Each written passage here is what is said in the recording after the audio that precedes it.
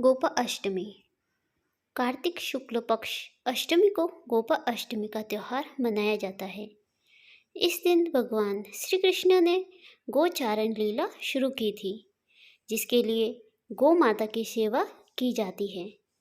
इस दिन बछड़े सहित गाय का पूजन करने का विधान है। आज हम आपको गोपा अष्टमी की कहानी सुनाने वाले हैं। आइए जानते हैं क्यों मनाई जाती है गोपा अष्टमी। गोपाष्टमी के दिन सूर्योदय से पहले उठकर नित्य कर्म से निवृत्त होकर स्नान करते हैं। फिर गौ और उनके बछड़ों को भी स्नान कराया जाता है। गौ माता के अंगों में मेहंदी, रोली, हल्दी आदि के थापे लगाए जाते हैं। गायों को संपूर्ण रूप से सजाया जाता है। फिर धूप, दीप, पुष्प, अक्षत, रोली, गुड़, जलेबी, वस्त्र और जल से गौ माता की पूजा की जाती है और आरती उतारी जाती है। पूजन के बाद गौ ग्रास निकाला जाता है। गौ माता की परिक्रमा की जाती है। परिक्रमा के बाद गौ के साथ कुछ दूर तक चला जाता है। कहते हैं ऐसा करने से प्रकृति के मार्ग प्रशस्त होते हैं। इस दिन ग्वालों को उपहार देने की भी रस्म है। अपने सामर्थ्य अनुसार ग्वालों को उपहार दे। गोपा अष्टमी की कथा। भगवान ने जब छठे वर्ष की आयु में प्रवेश किया, तब एक दिन भगवान माता यशोदा से बोले, मैया अब हम बड़े हो गए हैं। तो मैया यशोदा बोली, अच्छा लल्ला, अब तुम बड़े हो गए हो तो बताओ अब क्या करें।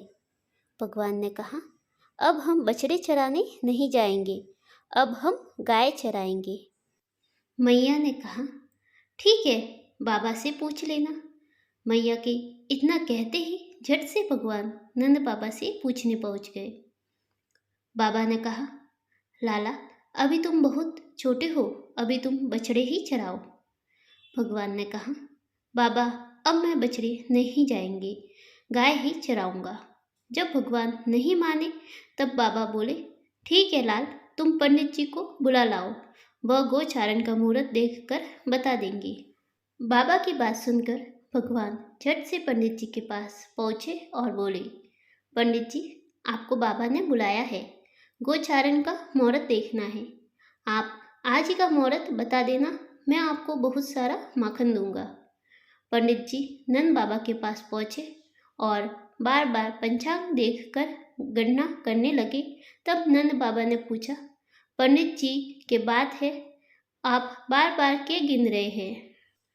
पंडित जी बोले, क्या बताए नंद बाबा जी, केवल आज ही का मुहूर्त निकल रहा है, इसके बाद तो एक वर्ष कोई मुहूर्त नहीं है। पंडित जी की बात सुनकर नंद बाबा ने भगवान को गोचारण की स्वीकृति दे दी। भगवान जी समय कोई कार्य करे वही शुभ मुहूर्त बन जाता है। उसी दिन भगवान ने गोचारण आरंभ किया और वह शुभ तिथि थी कार्तिक मास में शुक्ल पक्ष अष्टमी। भगवान के गोचारण आरंभ करने के कारण यह तिथि गोपाष्टमी कहलाई। Thank you for watching. Happy Gopashtami.